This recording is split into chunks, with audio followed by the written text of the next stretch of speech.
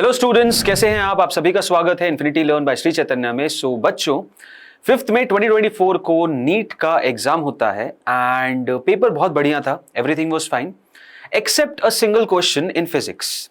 अब क्या होता है इस फिजिक्स के क्वेश्चन में प्रॉब्लम, क्या एम्बिग्विटी अराइज होती है, लेट्स अंडरस्टैंड दिस एंड इसमें हम क्या एक्सपेक्टेशन लगा सकते हैं एंड एक रिक्वेस्ट जो कि हम एनटीए को बोल सकते हैं। So first of all question को समझते हैं। तो क्वेश्चन आपके सामने कुछ ये रहा, ये स्टेटमेंट दो स्टेटमेंट वाला क्वेश्चन था जहां पे what you can see is statement 1 simple बोलता है atoms are electrically neutral as they contain equal number of positive and negative charges. Perfectly fine, इस स्टेटमेंट में कोई इशू नहीं है। जो मेन बोन ऑफ कंटेंशन है वो है स्टेटमेंट 2 जो कि बोलता है atoms of each, just look at this word each element are stable and emit their characteristic spectrum. अब the point is in one go ये स्टेटमेंट अगर एक स्टूडेंट देखेगा तो उसे लगेगा नॉर्मल है, क्योंकि यहां पे बेसिकली दो चीजें एक साथ इंक्लूड कर दी गई हैं। एक तो आपने स्टेबिलिटी की बात कर दी और साथ ही साथ कैरेक्टरिस्टिक स्पेक्ट्रम की बात कर दी। इसके बारे में थोड़ा और डीप डाइव करेंगे, जानेंगे, बट अब समझते हैं कि प्रॉब्लम कहां आती है। प्रॉब्लम यह आती है कि यह statement according to old NCERT एकदम सही है, but according to new NCERT ये स्टेटमेंट गलत हो जाता है, क्योंकि यही ईच वर्ड मोस्ट से कन्वर्ट हो जाता है। And you very well know कि एनसीईआरटी लास्ट ईयर रिवाइज हुई है, राइट, जिसमें से कुछ पोर्शन डिलीट हुआ है, नया सिलेबस अपडेट हुआ है। तो डिलीशंस की वजह से नई एनसीईआरटी आई, ये मोस्टली थॉट था, but the main game over here is this word each. अब क्योंकि यहां पे ये स्टेटमेंट सही है अकॉर्डिंग टू ओल्ड वन, गलत है because of the new one, so उस हिसाब से आपके ऑप्शन भी गलत हो जाते हैं। एक केस में जब आप दोनों स्टेटमेंट को सही मान रहे हैं तो फिर आपका आंसर आ जाएगा both statement 1 and 2 are correct, जो कि ऑप्शन नंबर 3 ये है because of the old NCERT. और जैसे आप न्यू एनसीईआरटी को फॉलो करते हैं तो ये स्टेटमेंट गलत हो जाता है। तो in that scenario statement 1 is correct and statement 2 is incorrect, ये न्यू एनसीईआरटी के हिसाब से हो जाते हैं। और यही हमारा पहला आर्ग्यूमेंट रहेगा इस पूरे क्वेश्चन के लिए। तो यहां पे कुछ आर्ग्यूमेंट्स मैं आपके सामने पेश करना चाहता हूं एंड वो कंप्लीटली न्यूट्रल है, और अगर उनका कोई बायस है तो वो स्टूडेंट सेंट्रिक है। एक स्टूडेंट के पॉइंट ऑफ व्यू से कुछ आर्ग्यूमेंट्स यहां रेस करना चाहता हूं मैं कि क्यों ये है और क्यों ये नहीं है, या क्यों ये है और क्यों ये नहीं है। तो फर्स्ट लेट्स अंडरस्टैंड आर्ग्यूमेंट क्या है। आर्ग्यूमेंट ये, जैसा आप देख सकते हैं, न्यू एनसीईआरटी में एटम्स ऑफ मोस्ट हो गया यहां पे, ठीक है, मोस्ट ऑफ द एलिमेंट्स, और ओल्ड एनसीईआरटी में एटम्स ऑफ ईच एलिमेंट हो गया। क्लियर? अब ये एक सिंपल सा रीजन तो नहीं होना चाहिए एक क्वेश्चन के गलत या सही होने का, राइट? तो सबसे पहला आर्ग्यूमेंट तो ये है कि इस क्वेश्चन में क्योंकि दो आंसर्स एस्टैब्लिश हो सकते थे, है तो दोनों एनसीईआरटी, राइट, दोनों एनसीईआरटी है, ऐसा तो है नहीं कि एक एनसीईआरटी नहीं एक दूसरी किताब है, ये दोनों एनसीईआरटी है, न्यू और ओल्ड है, बस डिफरेंस ये है। और बहुत ज्यादा टाइम गैप नहीं हुआ है एक ओल्ड वर्जन से न्यू वर्जन में आने में। So this shouldn't be the criteria behind deciding कौन सा करेक्ट आंसर होगा, कौन सा सही होगा, ठीक है। This is argument number 1 and as you can see यहां पे बकायदा स्क्रीनशॉट्स हैं, एनसीईआरटी के ही स्क्रीनशॉट्स हैं, इनकी समरी में दोनों स्टेटमेंट लिखे हुए हैं। आर्ग्यूमेंट नंबर 2 इज कि many students have followed old NCERT text book. That's true, एकदम क्लियर बात है। बहुत से बच्चों ने तो नई एनसीईआरटी ली ही नहीं थी, और उसका reason non availability of new text book ही है। आप स्टोर पे जाओगे, आपके नियर अबाउट कहीं भी जाओगे, स्टोर पे पूछोगे please give me new NCERT, the person it himself और हरसेल्फ को he is not aware of that, उसे पता ही नहीं है कि नई एनसीईआरटी आ गई है या यही है, क्योंकि उसकी नजर में पिछले कितने सालों से एनसीईआरटी चेंज नहीं हुई है, तो वो पुरानी एनसीईआरटी दिए जा रहा है, आप इतने ज्यादा अवेयर हो भी नहीं, और अवेलेबिलिटी भी नहीं है बहुत जगह। तो साउथ के बहुत सारे रीजन्स में तो अवेलेबिलिटी है ही नहीं न्यू एनसीईआरटी की।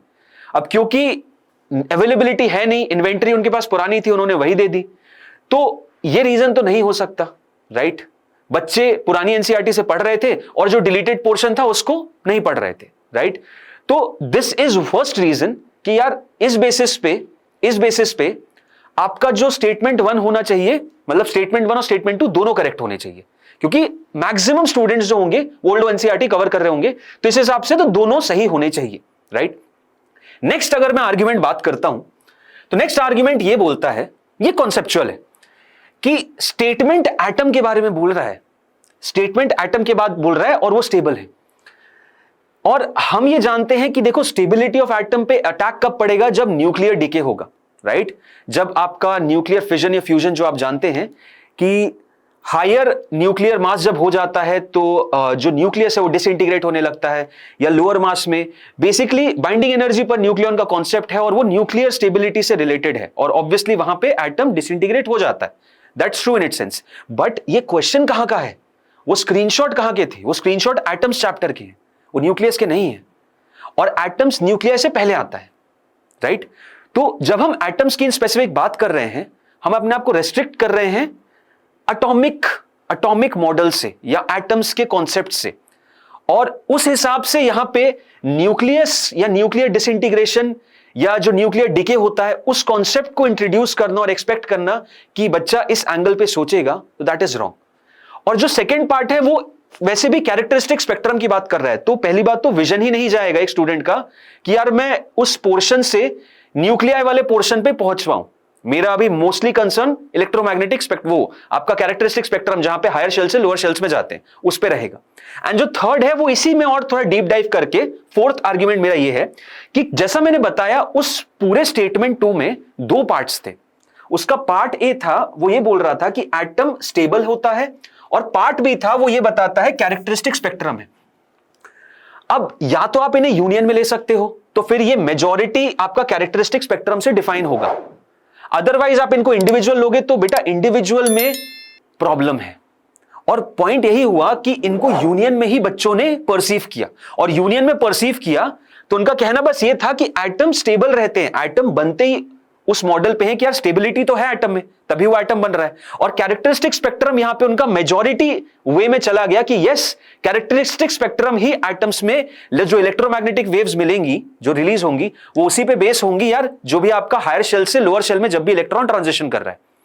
सो मेजरली इस स्टेटमेंट की ये जो सेकेंड पार्ट है, यहां पे देखो, if only part A were given, तब हम क्लियरली मान सकते थे कि हाँ न्यूक्लियर डिसइंटीग्रेशन वाला एस्पेक्ट आ सकता है, और हम बोल देंगे yes each atom of each element is not stable. But क्योंकि आपने पार्ट बी भी दे दिया, तो हम इंक्लाइंड हो गए हैं इस तरीके से सोचने के लिए। और ये रैशनल थॉट प्रोसेस हमें एनसीईआरटी खुद सिखाती है। ऐसा नहीं है कि we are deriving it from our own self, नहीं, एनसीईआरटी हमें खुद सिखाती है कि इस तरीके से रैशनली सोचना है। आपका स्टेटमेंट पूरा एक साथ दिया हुआ था, क्लियर है? तो these are my arguments, and in sum arguments what I want actually, देखो आई एम नॉट सेइंग कि आप दोनों स्टेटमेंट्स को करेक्ट करो, that is true in one sense, but you should not be doing that also, and you should not be doing कि part statement 1 is correct and statement 2 is incorrect. In my sense या तो आप दोनों answer जो भी हैं दोनों को आप करेक्ट दे दो, otherwise this question should actually go as a bonus.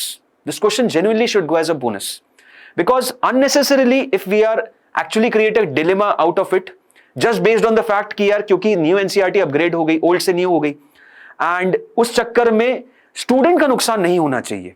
मेरे लिए स्टूडेंट सेंट्रिक हूं मैं, और my concern is only for them only. Okay, so by getting biased for the students, in my sense the simple stance should be कि यार bonus marks मिलने चाहिए इस पर्टिकुलर क्वेश्चन में।